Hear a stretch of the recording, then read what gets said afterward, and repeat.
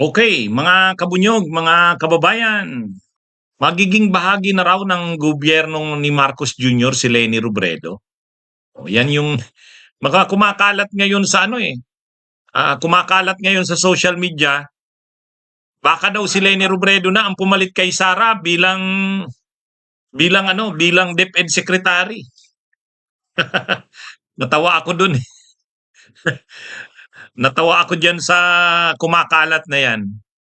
Si Leni Robredo daw ang posibleng pumalit kay Sara Duterte ah, bilang DepEd Secretary. Ngayon, ano ba talagang totoo? Magiging bahagi na nga ba ng gobyerno ni Marcos Jr. si Leni Robredo? Ang balita mga kabunyog, lumabas dahil sa mayroon kasing balita na ganito. Yan, yung nakikita nyo dyan. Nakikita nyo, Robredo speaks at DOST forum, says she is open to working with government. Yan yung balita. Yan yung title ng balita.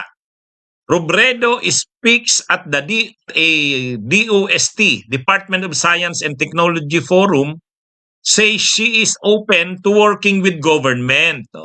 Yun ang sabi sa balita. She is open to working with government.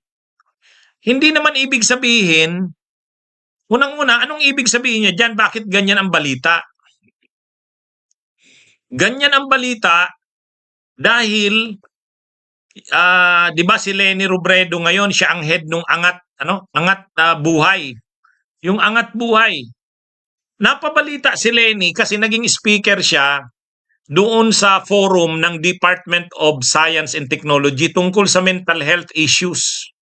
May advocacies kasi, may programa kasi yung Angat Pilipinas ni Leni Robredo. Isa sa mga advocacies nito, programs yung tungkol sa mental health issues. Mayroon din ganong program ang DOST.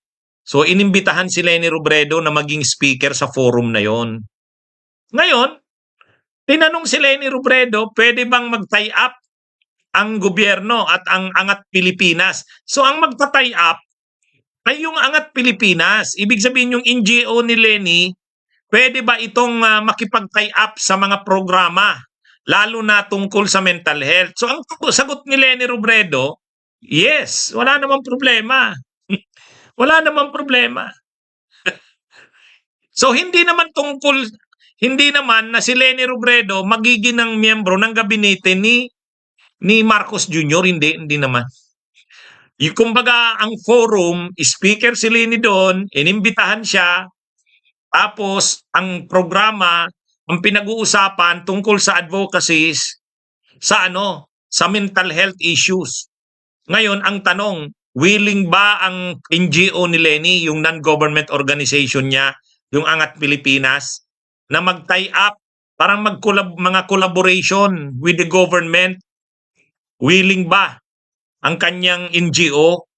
Sabi, oo. Which is tama lang naman. Wala namang problema yan. NGO naman siya. Non-government ni Leni nakikipag-tie up sa mga proyekto ng gobyerno. Normal yun. Wala namang problema yun. Pero kung si Leni Robredo maa-appoint sa gobyerno ni Marcos, tingin ko malabo yan. Unang-una, ang pinagpipilian ni Leni ngayon, tatakbo siya sa 2028. Siyempre, pwede siyang tumakbong senador, pwede siyang tumakbong congresswoman dito sa Bicol, pwede rin siyang tumakbong mayor. Yan yung tatlo. Hindi na siya magpapa-appoint sa gobyerno kasi malapit na ang eleksyon. Hindi na yan. Malapit na ang eleksyon, May 2025 na. Sa October, filing of candidacy na eh. Filing of candidacy na sa October. So ibig sabihin, hindi na yan papasok sa gobyerno. Papasok pa ba yan si Leni sa gobyerno? Magpapa-appoint pa ba yan? Hindi na. Hindi na yan. Kasi ang pag-iisipan niyan, yung pagtakbo sa 2025, naghahanda na si Leni doon. Sa katunayan, marami ng mga activities dito na si Leni Robredo umiikot.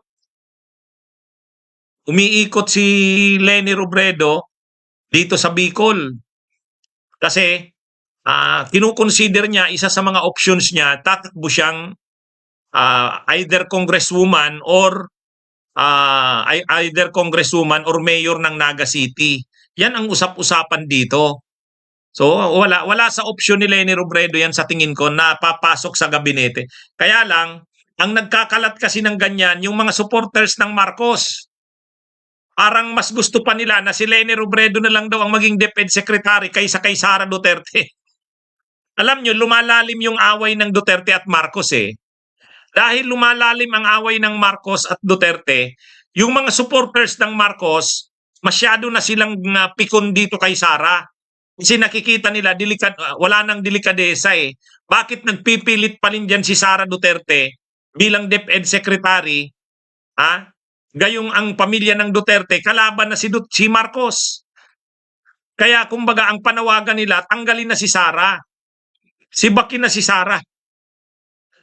Ngayon, gusto nila, sabi nila, mas mabuti pa si Leni Robredo na lang ang ipalit kay Sara.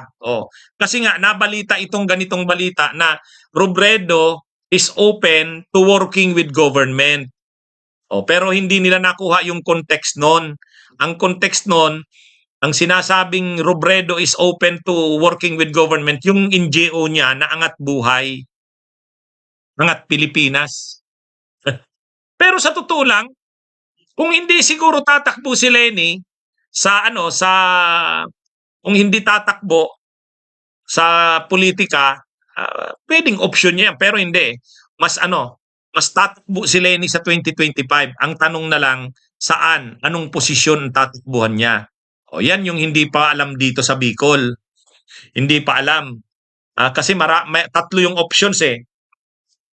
Sa senador, mayor, congresswoman. Yan yung yan yung mga options ni Leni Robredo na pinagpipilian. Okay, so sana nasagot natin yan So, yung mga nagkakalat dyan na si Leni daw ang papalit kay Sara bilang DepEd Secretary, hindi po galing sa mga kakampings, hindi. Galing sa mga supporters ng Marcos. Kasi nga, malalim na ang away ng Marcos at Duterte. Ayaw na na sila kay Sara, sukang-suka na sila. Gusto nila alisin na si Sara. Kaya tinutulak nila ngayon, ba't hindi na lang daw si Leni Robredo? Mas mabuti pa daw si Leni Robredo ang mag-DepEd Secretary. Hindi naman yan. Bakit? Kasi siyempre, tatakbo nga si Leni sa 2025. Wala nang panahon kung papasok pa siya sa gabinete. October 2024, filing of candidacy na. Okay, sige mga kabunyog, mga kababayan. Magandang araw sa inyong lahat. Mabuhay po tayo. Bunyog, bunyog, halikan na kasama ka. Bunyog, kapag buklod ay may pag-asa. Luzon, Visayas, Mindanao, isa ang pananaw. Sa bagong Pilipinas ang bunyog isisigaw. Bunyog.